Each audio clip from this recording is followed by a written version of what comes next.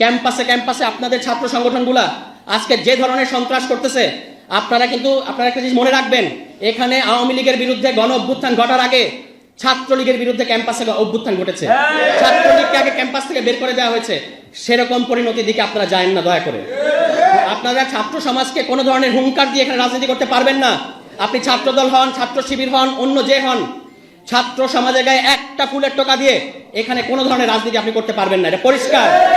এখনো হুঁশ আছে। আপনারা কিন্তু আওয়ামী লীগ হওয়ার চেষ্টা করেন না, কারণ আওয়ামী লীগ হচ্ছে অত্যাচারের একটা সিলিং। ওই সিলিং আর আপনারা পৌঁছাতে পারবেন না। এর চেয়ে দুর্বল হবেন, এর চেয়ে দুর্বল হয়ে কিন্তু পারবেন না। ফু দিয়ে উড়িয়ে দিবে বাংলাদেশের জনগণ, ফু দিয়ে উড়িয়ে দিবে আপনাদেরকে বাংলাদেশের জনগণ। সুতরাং যদি রাজনীতি করতে হয়, জনগণের অধীন থেকে রাজনীতি করেন। জনগণকে হুঁশিয়ার করবেন না, জনগণের অত্যাচার করবেন না, জনগণকে কোনো ধরনের প্রতিদিন আপনারা চাঁদাবাজি করতেছেন। প্রতিদিন এই প্রতিদিনের চাঁদাবাজি খবর জনগণের নাভিশ্বাস উঠতেছে। এবং আপনারা একটা খুব ভালো মজা পাইছেন যে এখানে এই সরকারকে প্রত্যেকটা মুহূর্তে প্রত্যেকটা পদে পদে কাজে বাধা দিচ্ছেন, প্রোক্লেমেশন করতে দিচ্ছেন না, সংবিধান করতে দিচ্ছেন না, রাষ্ট্রপতি পদে করতে দিচ্ছেন না। অন্যদিকে দোষ সব চাপাচ্ছেন ছাত্রদের ঘাড়ে যে ছাত্রদের কারণে এরকম হচ্ছে। আপনাদের এর চেয়ে মজার মডেল আর হয় না।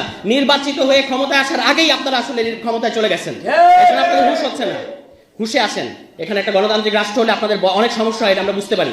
ওই যে এক ব্যক্তি কেন্দ্রিক ক্ষমতা কাঠামো সংবিধানের মধ্যে আল্লাহর পরে একমাত্র প্রধানমন্ত্রী হচ্ছে সবচেয়ে ক্ষমতাধর, এই যে ক্ষমতার কাঠামো, এইটা আপনাদের খুব মজা লাগে, আমরা বুঝতে পারি।